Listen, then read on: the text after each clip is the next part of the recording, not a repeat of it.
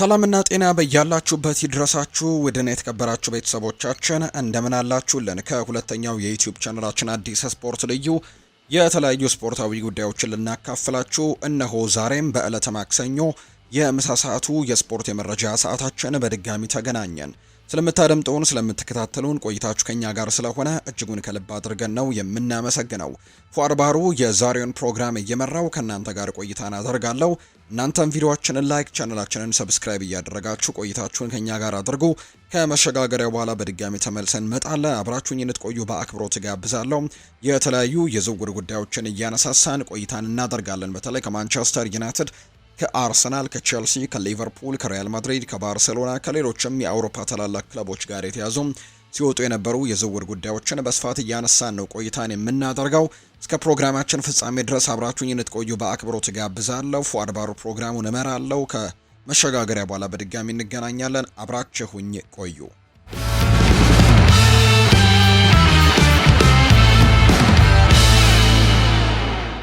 ቶትንሃም ሆትስፐርስ የኤቨርተኑን አጥቂ ሊሊማን እንጃይን ለማስፈረም ፍላጎት አለው። የ25 ዓመቱ ተጫዋች ለኤቨርተን በጣም ጥሩ ሲያደርግ ቆይቷል። እናም ቶትንሃም አሁን ላይ ትኩረቱን ወደ ሊሊማን እንጃዬ ማዞሩ ነው እየተነገረ የሚገኘው። መጀመሪያ ላይ ከአስተን ቪላ ሞርጋን ሮጀርስን ለማስፈረም የሚፈልጉ ነበር። ነገር ግን እሱም ለክለቡ ጋር አዲስ ውል ተፈራርሟል። ቶትንሃም ሮጀርስን ማስፈረም አሁን ላይ አስቸጋሪ እንደሚሆን ያምናል። አሁን ላይ እንግዲህ እንደ ፌጂያስ ዘገባ ከሆነ ሊሊማን እንጃዬ እንደ ተመጣጣኝ አማራጭ እየተመለከቱት ነው። የተጫዋች ዋጋ ከ60 እስከ 70 ሚሊዮን ዩሮ አካባቢ ነው። ቶተንሃም ዝውውሩን ለማጠናቀቅ ይችል እንደሆነ ማየቱ አስደሳች ያደርገዋል። እሱ በሁለቱም ክንፎች ላይ የሚጫወት ችሎታ ያለው ሲሆን ለቡድኑ ጎሎችን ውበትንና የማይገመት ባህሪንም ጭምር ይጨምራል ተብሏል። ቶተንሃምን የመቀላቀል እድሉም ለእሱ አጓጊ ሊሆንለት ይችላል።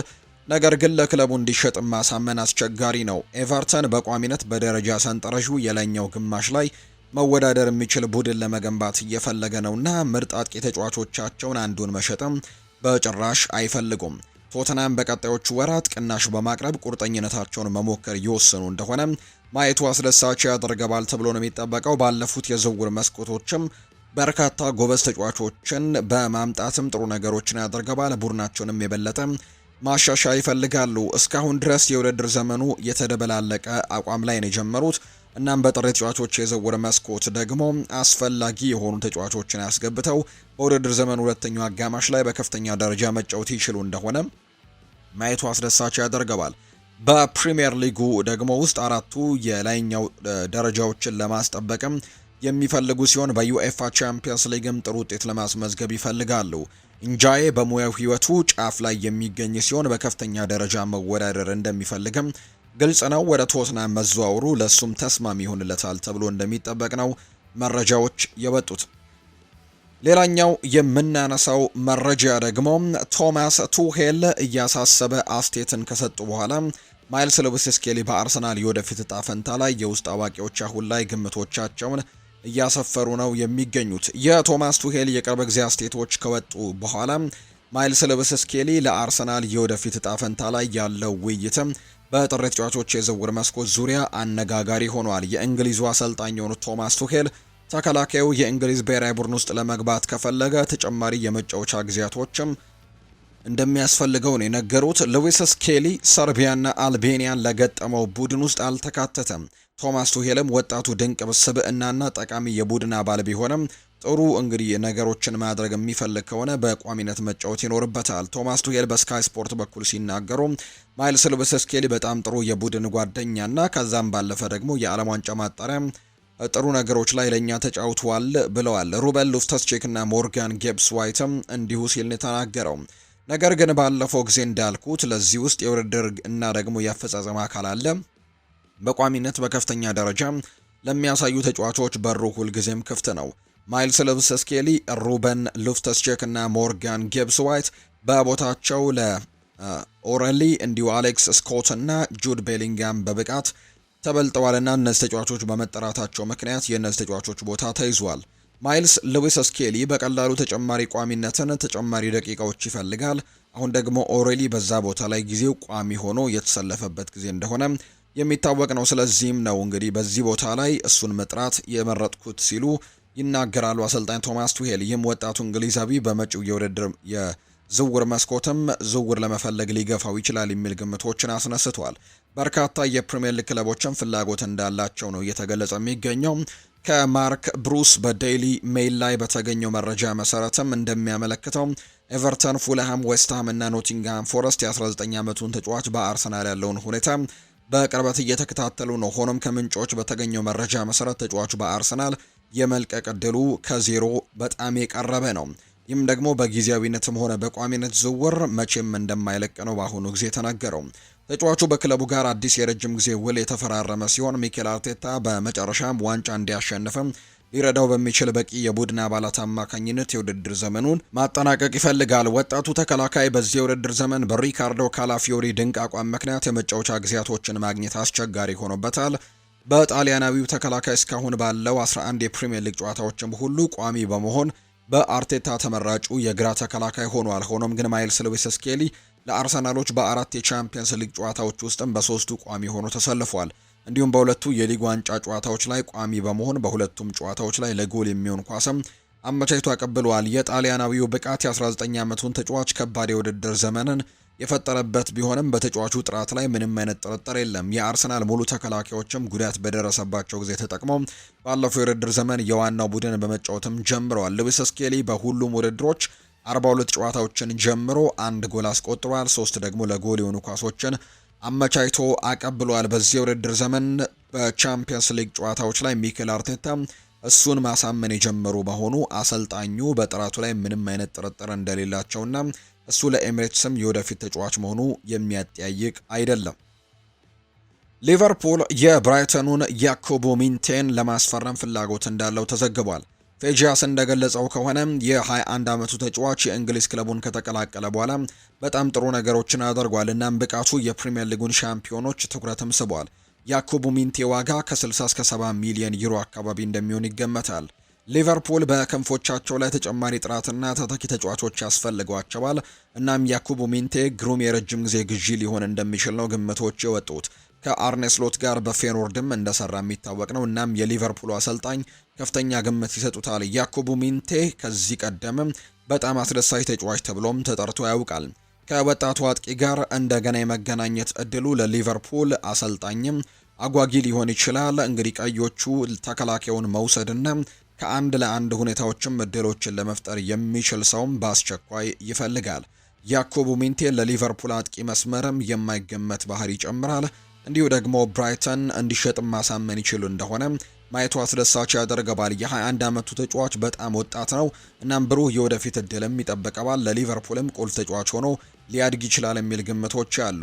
አሰልጣኙና የእሱ የእግር ኳስ ዘይቤ ደግሞ ማወቁ ተጨማሪ ጥቅም ይሆናል። የሊቨርፑል አሰልጣኝ የተጫዋቹን ጥንካሬና ድክመት ጠንቅቀው ያውቃሉ። ለሁሉም ወገኖች ደግሞ ተስማሚ ዝውውር ሊሆን ይችላል። ሆኖም ግን ብራይተን በቀላሉ ሊለቁ አይፈልግም። እናም ሊቨርፑል ዝውውሩን ለማጠናቀቅ ተጨማሪ ክፍያዎችን መክፈል ሊኖርበት ይችላል ተብሎ ይታመናል። ተጫዋቹን ማሳመን ለነሱ ያን ያክል አስቸጋሪ ላይሆን ይችላል። አርኔ ስሎት በዝውውሩ ውስጥም ቁልፍ ሚና ሊጫወት እንደሚችል ነው የሚነገረው። ከዚህ በላይ ደግሞ የ21 ዓመቱ ተጫዋች በዓለም ላይ ካሉ ትልልቅ ክለቦችም አንዱን የመቀላቀል ሀሳብ ይማርከዋል። ለሱ ደግሞ ለዋና ዋንጫዎች ለመታገልም መድረክ ሊሰጡት ይችላሉ። ሁኔታው እንዴት እንደሚለወጥም ወደፊት የሚታይ ጉዳይ ይሆናል ተብሎ ይታሰባል። ማንቸስተር ዩናይትድ በጥር ተጫዋቾች የዝውውር መስኮት የቫሌንሲያውን የመስመር ተጫዋች ዣቪ ጉዌራን ለማስፈረም ፍላጎት አለው። የመስመር ተጫዋቹ በውል ውስጥም 100 ሚሊየን ዩሮ የመልቀቂያ አንቀጽ ያለው ሲሆን እሱን ማስፈረም አስቸጋሪ ይሆናል። ፌጂያስ ከተባለው ዘገባ እንደተገኘው ማንቸስተር ዩናይትድ በ50 ሚሊየን ዩሮ ለማስፈረም ተስፋ እያደረገ ነው። ቫሌንሲያ እሱን ለመሸጥ ምንም አይነት ጫና ውስጥ የገባ አይደለም። እናም በርካሽ ዋጋ ሊያጡትም አይፈልጉም። በውል ውስጥም ከፍተኛ የሆነ የመልቀቂያ አንቀጽ አለ። ማንቸስተር ዩናይትድ ዝውውሩን ለማጠናቀቅም ከዚህ ዋጋ ጋር የሚቀራረብም ነገር ማቅረብ እንደሚኖርባቸው ጭምር ነው ዘገባዎቹ እየጠቆሙ የሚገኙት። ስለዚህም ደግሞ መገመት ፍትሐዊ ነው። በክረምቱ የዝውውር መስኮትም ወቅት ማንቸስተር ዩናይትድ ዣቪ ጉዌራን ለማስፈረምም በቅርበት ሲሰራ እንደነበር የሚገልጹ መረጃዎች ሲወጡ እንደነበር እናስታውሳለን። ስለዚህ ማንቸስተር ዩናይትድ እንደ ዣቪ ጉዌራ ያለ የመሃል ሜዳ ተቆጣጣሪ ተጫዋች ያስፈልጋል። በመሃል ሜዳ ላይ ተጨማሪ ጥራት የሚያስፈልጋቸው እንደሆነ ምንም ጥርጥር የለውም። እናም ስፔናዊው የመስመር ተጫዋችም ተስማሚ ግዢ ሊሆን ይችላል። እሱ ለቡድኑ ቴክኒካል ችሎታን፣ ፈጠራንና የጨዋታ ደግሞ ቁጥጥርንም ይጨምራል። የፕሪሚየር ሊግ የመጫወት እድሉ ለእሱ አስደሳች ሊሆን ይችላል፣ ነገር ግን ለመውጣት ጫና ይፈጥራል ተብሎ ግን አይጠበቅም። ማንቸስተር ዩናይትድ ዝውውሩን ለማጠናቀቅ ቫሌንሲያን ማሳመን ይኖርበታል። ሁኔታው እንዴት እንደሚዳበርም ማየቱ አስደሳች ያደርገዋል። በቅርብ ወራት ውስጥ ከተለያዩ የመሃል ሜዳ ተጫዋቾች ጋርም ስማቸው ሲነሳ ቆይቷል። ይህም በግልጽ ደግሞ ማሻሻል የሚያስፈልገው አካባቢ እንደሆነ እየተገለጸ ነው። ዣቪ ጉዌራ ብሩህ የወደፊት ጊዜ ያለው ወጣት ተጫዋች ነው። እናም ትክክለኛ መመሪያ ካገኘ ደግሞ ለማንቸስተር ዩናይትድ ከፍተኛ ደረጃ ያለው ተጫዋችም ሆኖ ሊያድግ ይችላል። ወጣቱ ተጫዋችም በማሳደግ ረገድ ጥሩ ነገሮችን አድርገዋል። እምቅ ችሎታንም እንዲያሳካ ሊረዱት ይችላሉ። ስፔናዊው ተጫዋች ከዚህ ቀደም በጣም ጥሩ ተጫዋች ተብሎ ተሞካሽቷል። ለፕሪሚየር ሊጉም የሚያስፈልጉ ባህሪያት እንዳሉት ምንም ጥርጥር የለውም። እናም ዝውውሩን ማጠናቀቅ ከቻሉ ለማንቸስተር ዩናይትድ ጠንካራ የረጅም ጊዜ ኢንቨስትመንትም ሊሆን እንደሚችል ነው በርካቶች የገመቱት። ጆናታን ዴቪድ ከጣሊያኑ ክለብ ዩቬንቱስ ሊወጣ ይችላል እየተባለ ሲዘገብ ቆይቷል። የዩቬንቱስ እና የፕሪሚየር ሊግ ክለቦችም እሱን ለማግኘትም ፍላጎቱ እንዳላቸው ነው የሚገለጸው። ቼልሲና ቶተንሃም የ25 ዓመቱን የካናዳ ብሔራዊ ቡድን አጥቂም ለማስፈረም ተከታታይ ግንኙነቶችን እያደረጉ ነው። የጣሊያን መጽሔት ቱቶ ስፖርት እንደዘገበው ሁለቱ ክለቦች በቅርብ ሳምንታት ውስጥም ጥያቄዎቻቸውን ሲያቀርቡ ቆይተዋል። እናም እሱን ደግሞ ለማስፈረምም በይፋዊ አቅርቦትም ወደፊት ይመጡ እንደሆነ ማየቱ አስደሳች ያደርገዋል። አጥቂው በውድድር ዘመኑ መጀመሪያ ላይ በነፃ ዝውውር የዩቬንቱስን የተቀላቀለ ቢሆንም በቋሚነት ጎል ማስቆጠር ግን አልቻለም። የጣሊያኑ ክለብ እሱን የመሸጥ አማራጭን ሊያስመለከት ይችላል። ከተለያዩ ክለቦች ጋር ስሙ ሲነሳ የቆየ ሲሆን የት እንደሚያርፍ ማየቱ አስደሳች ያደርገዋል። ቸልሲ በቅርቡ ሁለት አጥቂዎችን ያስፈረመ ሲሆን በሌላ አጥቂ ላይ ኢንቨስትመንት ማድረጉም አስገራሚ ይሆናል። በምትኩ የተከላካይ ክፍላቸውን ማሻሻል ላይ ማተኮር አለባቸው። በሌላ በኩል ቶተንሃም በአስቸኳይ ሌላ አጥቂ ይፈልጋል። ዶሚኒክ ሶላንኬ እና ሪቻርልሰን ከሚጠበቀው ደረጃ በታች መጫወት አልቻሉም። እናም በአጥቂ መስመሩ ላይ ተጨማሪ ድጋፍ ያስፈልጋቸዋል። የካናዳ ብሔራዊ ቡድን ተጫዋችን ማስፈረም ደግሞ ጥበብ የተሞላበት ውሳኔ ሊሆን ይችላል። ወደ ጣሊያን ከመዘዋወሩ በፊትም በፈረንሳይ ያለው ጥራትን አሳይቷል። እናም በእንግሊዝ ስኬታማ ለመሆን የሚያስፈልጉትን ቴክኒካል ብቃቶች እንዳሉት ምንም ጥርጥር የለውም። ምናልባትም አዲስ ጅማሬ አሁን ላይ ለሱ ተመራጭ ሊሆን ይችላል። የሰሜን ለንደኑ ክለብ መቀላቀሉ ደግሞ በተጫዋች ውስጥም ያለውን ምርጥ ብቃት እንደገና ሊያወጣው ይችላል። ዴቪስ እንግዲህ በአውሮፓ ውስጥም ከፍተኛ ግምት የሚሰጠው ሲሆን ዚነዲን ዚዳን በቅርቡ ድንቅ ተጫዋች በማለት አሞካሽቶትም ነበር። ቶተናም ዝውውሩን ማጠናቀቅ ይችል እንደሆነ ለማየትም ማስደሳች ያደርገዋል። በተመጣጣኝ ገንዘብ ሊያስፈርሙት ከቻሉ ጥሩ ኢንቨስትመንት ሊሆን ይችላል። ተጫዋቹ አሁንም በአንጻራዊነት ወጣት ነው። በአሰልጣኝነትና በልምድ ደግሞ ሊሻሻል ይችላል። ከፍተኛ ደረጃ ያለው የፕሪሚየር ሊግ አጥቂ የመሆንም ብቃት እንዳለው ነው የሚነገረው። ሊቨርፑል፣ አርሰናል እና ማንቸስተር ዩናይትድ የጋላታሳራዩን ተከላካይ ዊልፍሬድ ሲኖጎን ለማስፈረም ፍላጎት እንዳላቸው ነው የተገለጸው። እንደ ሰባህ ዘገባ ከሆነ ሶስቱ ክለቦች የተጫዋቹን መሻሻል እንደሚከታተሉ የተገለጸ ሲሆን ባለፈው ሳምንት የ24 ዓመቱ ተጫዋች ሲጫወትም ለመመልከት መልማዮቻቸውንም ጭምር ስካውቶቻቸውን ልከው ነበር። ተጫዋቹ በዩኤፋ ቻምፒየንስ ሊግ ከአያክስ ጋር ባደረገው ጨዋታ ተሰልፎ የነበረ ሲሆን የቱርኩ ክለብ 3-0 አሸንፏል። የአይቮሪ ኮስት ብሔራዊ ቡድን ተጫዋች የ90 ደቂቃ ሙሉ ተጫውቶ አስደናቂ ብቃትን አሳይቷል። ሊቨርፑል፣ ማንቸስተር ዩናይትድ እና አርሰናል በመጪዎቹ ሳምንታት ለማስፈረምም ይወስኑ እንደሆነ ለማየት አስደሳች ያደርገዋል። ዘገባው ክለቦቹ ተጫዋቹን በጥር ወር ለማስፈረምም ይፈልጉ እንደሆነ ተገልጿል። የተከላካዩ እንግዲህ ከሞናኮ ወደ ጋላታሳራይ የተዘዋወረው በነሐሴ ወር መጨረሻ ላይ ሲሆን የቱርኩ ክለብ እሱን በፍጥነትም ይለቀዋል ብሎ ማሰቡ አይቻልም። ሊቨርፑል፣ ለአርሰናል ወይም ደግሞ ማንቸስተር ዩናይትድ ዝውውሩን ለማጠናቀቅም ተጨማሪ ክፍያዎችን መክፈል ሊኖርባቸው ይችላል። ሊቨርፑል በመከላከል ላይ ችግር ያለበት ይመስላል። እናም ኮነር ብራድላይ ወጥነት ያለው አልነበረም። ጀረሚ ፍሪምፖንግም እንዲሁም በጉዳት ችግር እየተሰቃየ ነው። ሌላ ቀኝ ተከላካይ ማስፈረምም ጥበባዊ ውሳኔ ሊሆን ይችላል። የውድድር ዘመኑ በመጥፎ ሁኔታ የጀመሩ ሲሆን ነገሮችን ለመቀየርም እንቅስቃሴዎችን ማድረግም ጀምረዋል ነው የተባለው። ይህ በእንዲህ እንዳለ አርሰናልና ማንቸስተር ዩናይትድ በተከላካይ መስመራቸው ውስጥም በቂ ተተኪ ተጫዋቾች ስላሉ የ24 ዓመቱ ተጫዋችን ለማስፈረም ቢንቀሳቀሱ አስገራሚ ሊሆን ይችላል ተብሎ ይታሰባል። አይቮሪ ኮስታዊው ተጫዋች በሙያዊ ሕይወቱ በዚህ ደረጃ በቋሚነት መጫወትም ይፈልጋል። እናም ቀጣዩ መዳረሻውን በጥንቃቄ መምረጥ ይኖርበታል። ቋሚ ዕድል የሚያገኝበት ክለብን ለመቀላቀል መፈለግ ይኖርበታል። ወደ ሊቨርፑል መዘዋወሩ ለሱ ትርጉም ያለው ይመስላል። የፕሪሚየር ሊግ ዋንጫን እንግዲህ ያሸነፈውን ቡድን ዝውውሩን ማጠናቀቅ ይችል እንደሆነ ወደፊትም ማየቱ አስደሳች ያደርገዋል ተብሎ ነው የሚጠበቀው።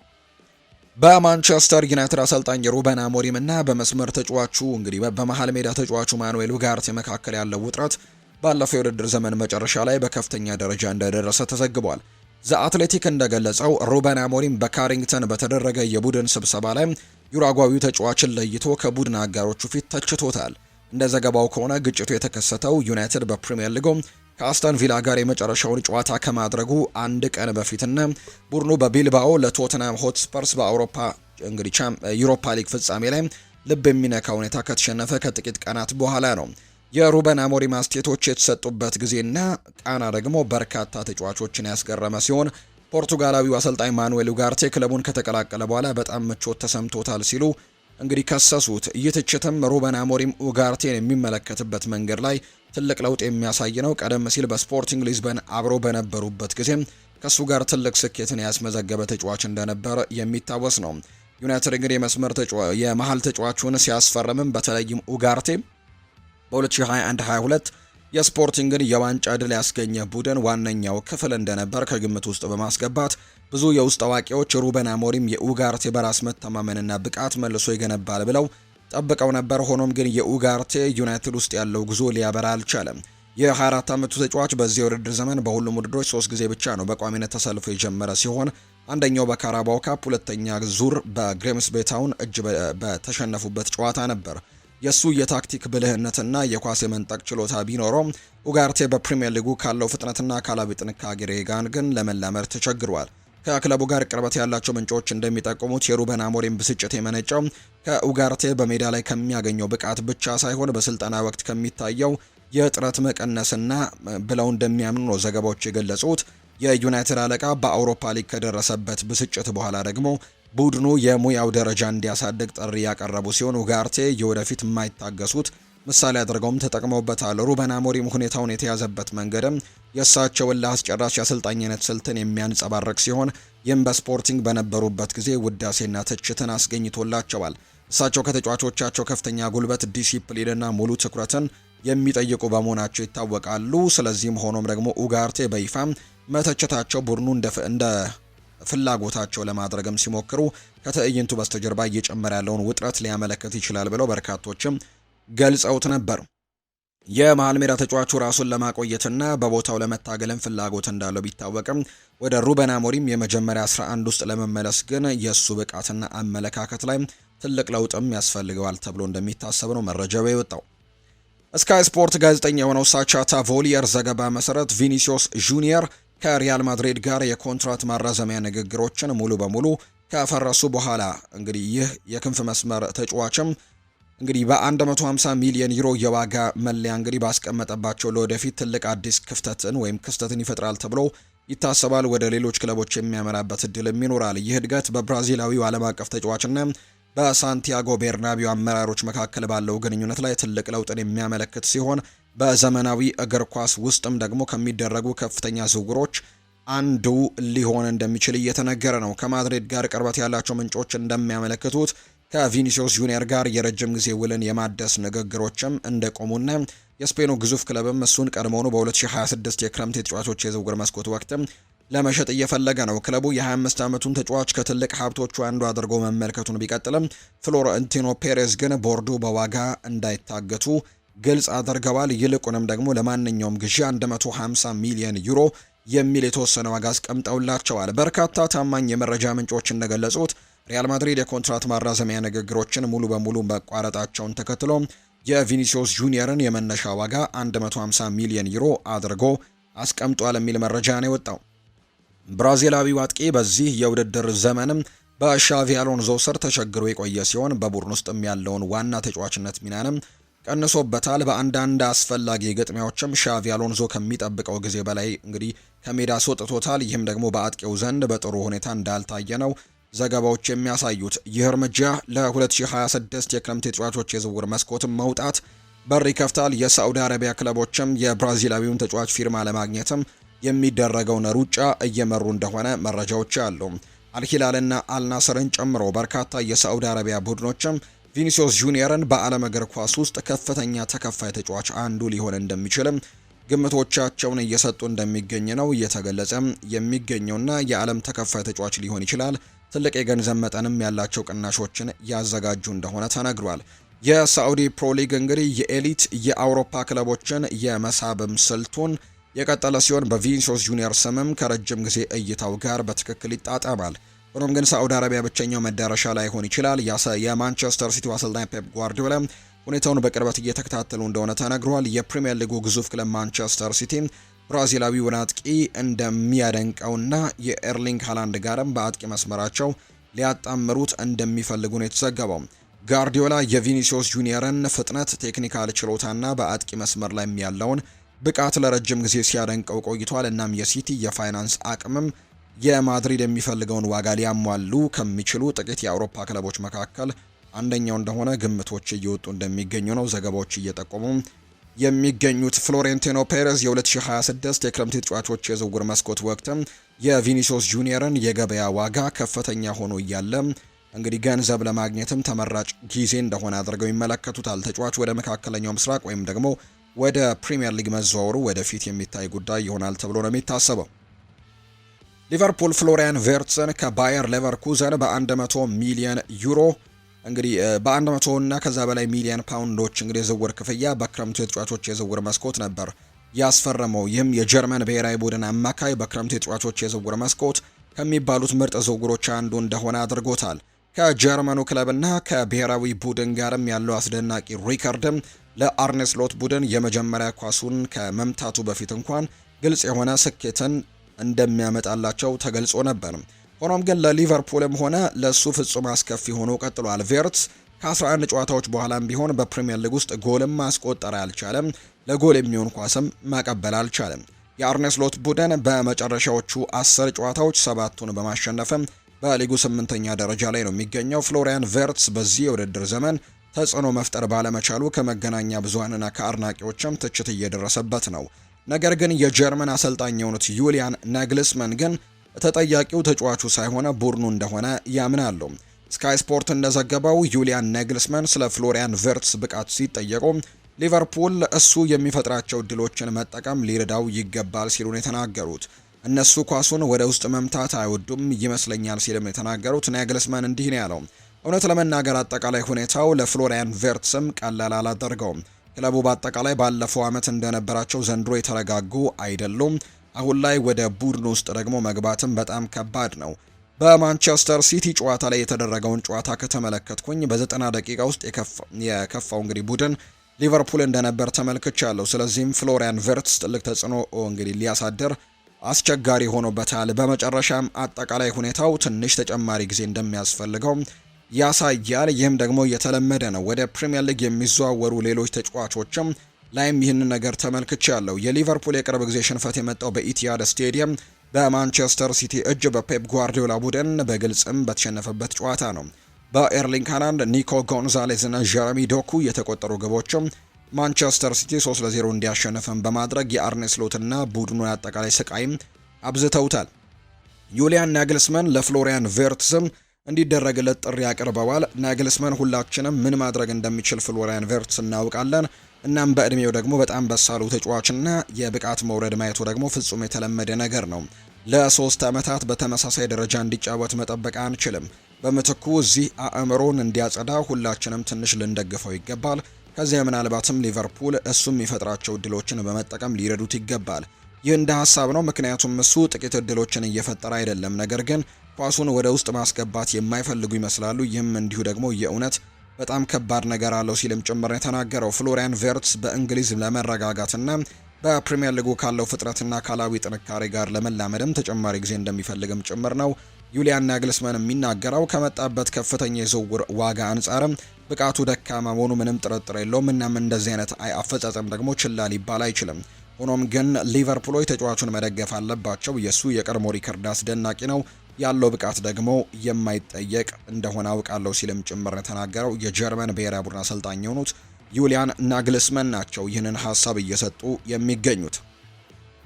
ዌስትሃም ዩናይትድ ለበርካታ ዓመታት ሲያጋጥመው በቆየው የአጥቂ ችግርም መታገሉን አሁንም እንደቀጠለ ነው ዘገባዎች እያሳዩ የሚገኙትና በአሁኑ ጊዜ ኑኖ ኤስፕሬንቶ ሳንቶ እንደ ዋና አማራጮቸው ኒኮላ ፉልክሩግና ካሉም ዊልሰን አሉት። ሆኖም ግን በሁለቱም በዚህ ውድድር ዘመን እስካሁን አላስደነቁም። በዚህ ምክንያት የዝውውር መስኮቱ በጥር ወር እንደገና ሲከፈትም ዌስትሃም ዩናይትድ አዲስ አጥቂ ለማስፈረም ይፈልጋል ተብሎ ይጠበቃል። ሊሆኑ የሚችሉ ኢላማዎችንም መለየት የጀመሩ ሲሆን ከነዚህ ውስጥም በቅርብ ሳምንታት ውስጥ ብቅ ያለው አንዱ የኤሲ ሚላኑ አጥቂ ሳንቲያጎ ሂሚኔዝ ነው። ሂሚኔዝ የውድድር ዘመኑን አስቸጋሪ በሆነ መንገድ በመጀመሩ በሁሉም ውድድሮች በ11 ጨዋታዎች ላይ አንድ ግብ ብቻ በማስቆጠሩ በኤሲ ሚላን ቀስ በቀስ ትኩረቱ እየጠፋበት ነው። ይህ ደግሞ ለዌስትሃም ዩናይትድ እድልን ይፈጥራል። ስለዚህ ይህንን ተጫዋች እንደ ዘገባዎች እንደሚያመለክተው ከሆነ ሮሰኔሪዎቹ ኤሲ ሚላኖች ሜክሲኮዊውን ቁጥር 9ና ኒኮላ ፉልክሩግን የሚያካትትም የዝውውር ልውውጥ ስምምነትን ለማድረግ ፍቃደኛ ነው። ሚላን የፉልክሩግን በቡንደስሊጋ ያለውን የተረጋገጠ ብቃትን በመመልከት ዝቅተኛ አደጋ ያለበት አማራጭ አድርገው ያዩታል። የኒኮላ ፉልክሩግ የወደፊት እጣ ፈንታ ከዌስትሃም ውጭ እንደሆነ ግልጽ እየሆነ መጥቷል። እሱ በለንደን ስቴዲየም የአጥቂ መስመሩን የሚመራ ሰው እንዳልሆነ ግልጽ ነው። ስለዚህም በጥር ተጫዋቾች የዝውውር መስኮት ወርም መውጫ ሊፈልግ ይችላል። በሁሉም ወገኖችም የተሻሻለ ይሆናል። ሚላን ለሱ ጥሩ የዝውውር ይሆናል። እናም ሳንቲያጎ ሂሜኔስ ራሱ ወደ ፕሪሚየር ሊጉ መምጣት ከፈለገ ምትክ ተጫዋች ወዲያውኑ ወደ ኑኖ ኤስፕሬንቶ ሳንቶ ቡድን እንዲጨመርም እድል ይሰጠዋል። ሳንቲያጎ ሂሜኔስ ከዚህ ቀደምም የቸልሲ ፍላጎትን ስቦ እንደነበር ይነገራል። ስለዚህም ደግሞ በእርግጠኝነት ጥሩ ተጫዋች ነው። ዌስትሃም ዩናይትድ በውድድር ዘመኑ ሁለተኛው አጋማሽ ከፕሪሚየር ሊጉ የመውረድ ቀጠናም ለመራቅም በሚፈልጉበት በዚህ ጊዜ እንደገና ብቃቱን አግኝቶ ግቦችን ማስቆጠር እንዲጀምርም የሚያደርግ ቡድን ውስጥም ሊቀላቀል እንደሚችል ይነገራልና ዌስትሃም ዩናይትድ የኑኖ ኤስፕሬንቶ ሳንቶ ቡድን አሁን ላይ ትልቁ ፍላጎቱ ሳንቲያጎ ሂሜኔስን በአጥቂ መስመሩ ላይ ለመጨመር እንዳቀደ ነው እየተገለጸ የሚገኘው። ኤሲ ሚላን ይህንን ወሳኝ ተጫዋቻቸውን ይለቃሉ አይለቁም የሚለው ሌላ ጥያቄ ነው። ነገር ግን ዌስትሃም ዩናይትዶች ይህንን ተጫዋች ከጣሊያኑ ክለብ ኤሲ ሚላን ለማስፈረም ግን ሙከራዎችን ያደርጋል ተብሎ ነው የሚጠበቀው። ሊቨርፑል በክረምቱ የተጫዋቾች የዝውውር መስኮት ወቅት ብዙ ገንዘቦችን አውጥቷል። ነገር ግን እስካሁን ያለው የውድድር ዘመን የአርነ ስሎት ቡድን አሁንም በርካታ ተጫዋቾች እንደሚያስፈልገው አሳይቷል። ከነዚህ ውስጥ አንደኛው ደግሞ በቅርብ ወራት በአቋሙ እየወረደ ከመጣው መሐመድ ሳላ ጋር ሊወዳደር የሚችል የቀይ መስመር አጥቂ ነው። የትኩረት ማዕከል ከሆኑ ተጫዋቾች አንደኛው ጃሮድ ቦውን ሲሆን እሱም በቶትናም እየተፈለገ ያለ ተጫዋች ነው። የዌስትሃሙ ካፕቴን የሆነው ጃሮድ ቦውንም በውድድር ዘመኑ ሲያልቅም ክለቡ ወደ ዝቅተኛ ሊግም ከወረደ ሊለቅ ይችላል። ነገር ግን ወደ ፕሪሚየር ሊግ ውስጥ እስከ ቆዩ ድረስ ግን የመልቀቅ ዕድሉ እጅግ በጣም አናሳ ይሆናል። ይህ ደረጃ በፒት አሩርክ እንግዲህ በፉትቦል ኢንሳይደር የተረጋገጠ መረጃ ሲሆን ዌስትሃም ዩናይትድ ቢያንስ በጥር ወርም ጃሮድ ቦውንን እንደማይለቁን ያረጋገጠው። በቅርብ ጊዜ ውስጥ ይሸጣል ብዬ አላስብም። በጥር ወርም የመዘወር እድል በፍጹም የለም። ምክንያቱም በፕሪሚየር ሊግ ውስጥም ለመቆየት እንዲረዳቸው ጃሮድ ቦውን ያስፈልጋቸዋል። እሱ የክለቡ ካፕቴን ታማኝ ተስፋቸውና ባለፉት 4 ዓመታትም ከፍተኛ ግብ አስቆጣሪያቸው ነው። ስለዚህ በጥር ወርም በፍጹም ለሽያጭ አይቀርብም። ነገሮች በሆነ መንገድ ሊለወጡ ይችላሉ። እርግጠኛ መሆን አይቻልም። ዌስትሃም ዩናይትድ ወደ ዝቅተኛ ሊግም የመውረድ አደጋ ቢያጋጥመው ያኔ ጃሮድ ቦውን ሊሄድ የሚችልበት እድልም ሊኖር ይችላል። ነገር ግን ስለ ጃሮድ ቦውን ግምት የሚነሳ ቁጥር በዌስትሃም ሕይወቱ ደስተኛ እንደሆነ ነው የሚነገረው። ጃሮድ ቦውን በዌስትሃም ባለው ከፍተኛ ደረጃ ቦታ ላይ ክለቡ ባለው ስሜታዊ ቁርኝትም ደስተኛ መሆኑ ምክንያታዊ ነው። ሊቨርፑል ወይም ደግሞ ሌላ ማንኛውም ክለብ በ2026 ወይንም ደግሞ ከዛ በኋላ እሱን ለማስፈረም ወይም ደግሞ እሱን ለመልቀቅ ማሳመን በጣም ከባድ ይሆንባቸዋል ተብሎ ይታሰባል። ምንም እንኳን ዌስትሃም ዩናይትድ አሁንም የአደጋው ዞን ውስጥ ቢሆንም ወደ ታችኛው ሊግ ላለመውረድ እንግዲህ የማይወርዱ ከሆነ ግን በፍጹም ጃሮድ ቦውን ከዌስትሃም ዩናይትድ የመልቀቅ ዕድሉ በጣም ጠባብ እንደሚሆን ጭምር ነው በርካታ ግምቶች እየወጡ የሚገኙትና ተጫዋቹንም ለመልቀቅ ማሳመንም በጣም ከባድ ያደርግባቸዋል ተብሎ እንደሚታሰብ ነው መረጃዎች አሁን ላይ በትልቁ እየወጡ የሚገኙት። ውድን የተከበራችሁ ቤተሰቦቻችን ከሁለተኛው የዩቲዩብ ቻናላችን አዲስ ስፖርት ልዩ ለዛሬ ያዝነላችሁ አዳዲስ ስፖርታዊ ጉዳዮቻችን እነዚህ ነው የሚመስሉት።